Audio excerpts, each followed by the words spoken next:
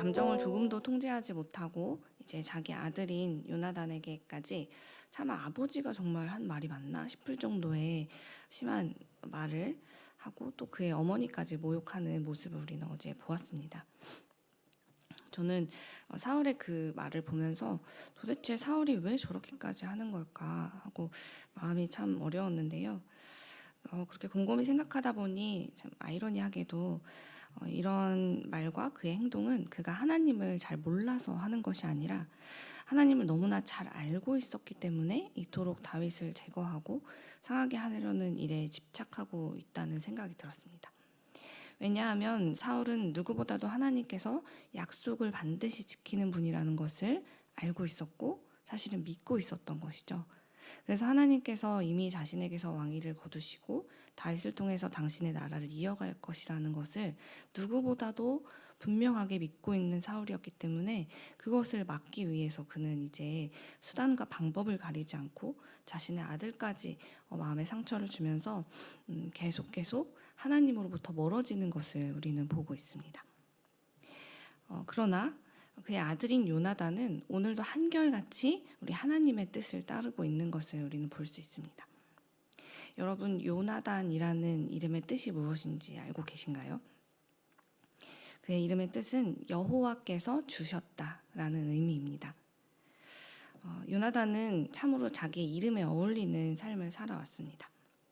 그는 사울의 맏아들로서 사실 당연히 사울의 뒤를 이어서 왕위를 받아야 하는 사람임에도 불구하고 우리가 읽었던 말씀 중에 그가 한 번이라도 그 자리는 내 것이라고 이야기를 한다거나 그건 당연한 일이라고 말한 것을 본 적이 없었죠. 그는 이 왕위에 대한 자기의 특권을 한 번도 주장하지 않았습니다. 자신의 것이 되어야 마땅한 이 왕위를 하나님께서 자기가 아니라 다윗에게 주셨다는 것을 알면서도 다윗을 시기하거나 질투하지 않고 오히려 다윗을 사울의 손에서 안전하게 지켜주기 위해서 그는 자기 아버지의 반대편에 서는 용기를 발휘하기까지 합니다. 어떻게 이럴 수 있었을까요? 그는 자신의 생명이나 또 왕자로서 지금까지 살았던 그 모든 시간까지도 모두 하나님이 주셨다라는 것을 믿고 있었기 때문에 이렇게 행할 수 있었습니다. 내 삶의 모든 것이 내 것이 아니라 하나님께서 주신 것이다 라는 것을 인정하며 살았고, 그러니 주인이신 하나님의 뜻대로 내가 따라가는 것이 마땅하다라는 믿음이 그의 안에 있었기 때문에 요나단은 오늘까지 이러한 모습으로 살아올 수 있었던 것이죠. 그래서 이성을 완전히 잃은 사울에게 다윗을 자기가 숨겨준 것이 발각되면 자기의 생명까지도 위험에 처하게 될 것이라는 걸 지금 아버지를 보면서 너무나 잘 알고 있었음에도 불구하고 그는 다윗을 지키는 일에 자기의 생명도 아끼지 않는 모습을 보여주고 있습니다. 그렇게 복잡하고 힘든 심경 속에서 또 이런 상황 속에서 다윗을 진정 자기의 생명처럼 아꼈던 이제 요나단은요, 다윗을 만나서 정말 급하게 이별을 해야 되는 상황을 맞이하게 되었는데요. 저는 말씀을 읽으면서 이때 요나단의 심정이 얼마나 힘들었을까 하는 그런 생각을 해보았어요. 오늘 말씀이 그의 심정을 참 잘 보여주고 있는데요. 두 사람은 만나서 누가 먼저 할 것도 없이 펑펑 울게 됩니다. 서로를 붙잡고 울면서 이렇게 너무도 아끼고 의지하는 벗을 자기 아버지의 시기 질투로 인해서 이렇게 떠나보내야 하는 그 심정을 보여주는데, 요나단의 입장에서는 사실은 자기 가족의 문제들 때문에 이렇게 일어난 일일 텐데 심지어 자기가 다윗을 도울 수 있는 방법이 아무것도 없다는 그 사실이 얼마나 괴로웠을까 하는 마음에 공감이 되면서도 또 한 나라의 왕자로서 자기가 지금껏 참 큰 힘을 가지고 있던 존재인 줄 알았을 텐데 자기 친구 하나를 이렇게 안전한 피난처조차 마련해 주지 못하는 그 현실을 자각하면서 참 괴로운 순간이 요나단에게는 평생의 지금 이 순간이 아니었을까 하는 생각도 들었습니다. 그런데요, 그래서 요나단의 강점이 여기서 발휘가 됩니다. 그는 자기의 능력으로는 지금 아무것도 할 수 없지만 자신의 능력을 넘어서시는 전능하신 하나님 앞에 자기의 이 모든 문제를 맡기며 나아가기로 결단하게 되죠. 이 시간 이후부터는 정말 한 치 앞도 내다볼 수 없는 도망자의 삶을 살게 될 다윗을 위해서 요나단은 자기가 아는 가장 위대하신 분, 우리 하나님의 손에 다윗을 맡기기로 결정합니다. 오늘 우리가 읽었던 42절 말씀을 제가 읽어드릴게요. 요나단이 다윗에게 이르되 평안히 가라.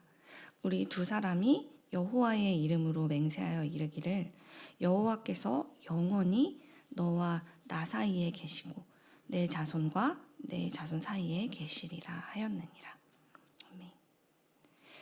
사랑하는 여러분, 우리의 삶에도 요나단처럼 정말 가장 사랑하는 대상을 떠나보내거나 그를 잃어버리는 것 같은 일들이 일어날 때가 있습니다. 너무나 갑작스레 찾아오는 이별 앞에서 그리고 앞으로 일어날 일들이 너무도 암담하고 막막해서 정말 먼지만한 소망도 보이지 않는 그런 절망에 빠져드는 순간들이 있죠. 그러나 그럴 때일수록 우리의 그 모든 문제를 우리 하나님의 손에 맡기시기 바랍니다. 내가 주고 싶어도 도울 길이 없어서, 내가 도와주고 싶어도 어떤 방법이 보이지 않아서 정말 가슴만 치게 되는 그런 상황이나 나의 그런 사랑하는 사람들을 보고만 있어야 되는 상황 앞에 섰을 때 그 모든 것들을 하나님의 손에 맡겨드리자는 겁니다. 왜냐하면 하나님께서 책임져 주실 것이기 때문이죠. 저는 아까도 말씀드렸지만 오늘 말씀을 읽는 내내 요나단의 심정이 더욱 와닿는 한 주를 보냈는데요. 요즘 제가 아끼는 이제 동생 중에 한 명이 심정적으로 너무 괴로운 시기를 보내고 있어요.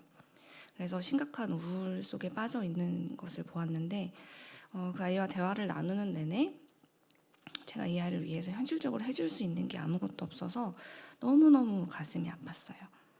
그래서 대화를 마치고 집에 돌아왔을 때도 제 마음이 너무 무겁고 어떻게 이렇게 내가 도와줄 수 있는 게 하나도 없을까 하는 생각에 가슴이 아파서 하나님께 하나님 어떻게 하면 좋아요?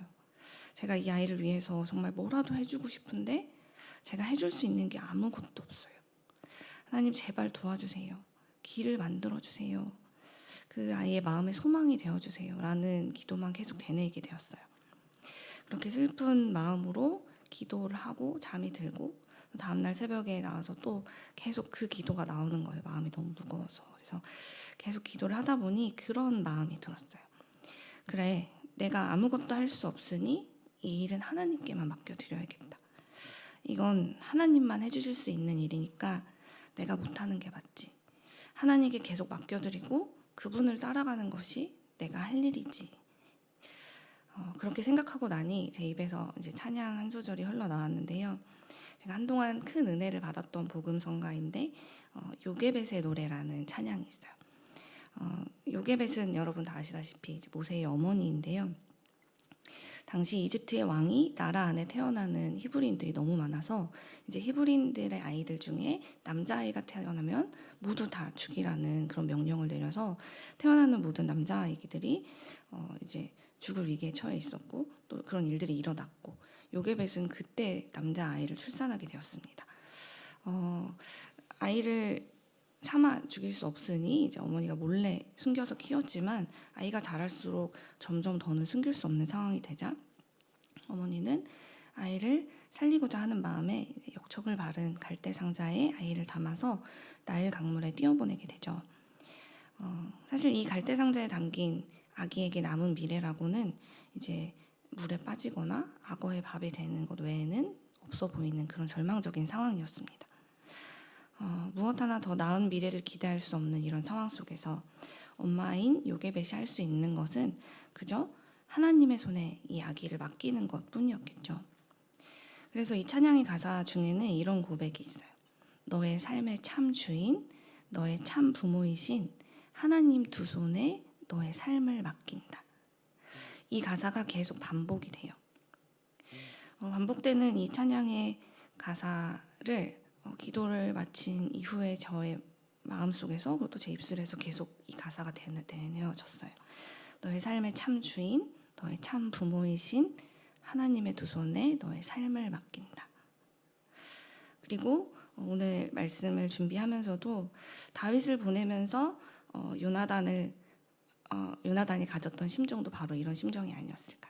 자기가 가장 사랑하고 하지만 아무것도 해줄 수 없는 그런 형편 앞에서 그가 할 수 있는 것은 온전히 자기와 다윗을 하나님의 손에 맡기는 것. 그거 외에는 그가 할 수 있는 것이 아무것도 없었지만 그것이 사실 이 두 사람을 위해서 가장 큰 힘이 되고 가장 지혜롭고 중요한 이들을 위한 방법이 길이 되었던 것이죠. 요나단은 그렇게 자신과 다윗의 삶뿐이 아니라 그 둘의 자손들까지 하나님의 손에 맡기는 선택을 하게 됩니다. 사랑하는 여러분, 우리가 도저히 해결할 수 없는 문제를 만났다면 절망하지 마시고 그 모든 문제와 상황과 사람들을 하나님의 손에 맡기시기 바랍니다. 우리 삶의 주인은 내 자신이 아니기 때문입니다. 나의 삶의 참 주인이신 우리 하나님의 손에 삶의 모든 문제를 맡기십시오. 여러분이 가장 사랑하는 그 모든 사람들을 내어드리십시오. 우리의 참 부모 되신 하나님께서 다윗과 요나단 사이에서 그 두 사람과 그리고 그의 자손들까지도 돌보신 것처럼 우리의 모든 문제도 친히 맡아주실 것입니다. 우리 오늘 이 믿음 가지고 이 어둠 속에서 소망을 발견하는 세상의 빛 일의 교회가 되기를 간절히 소망합니다.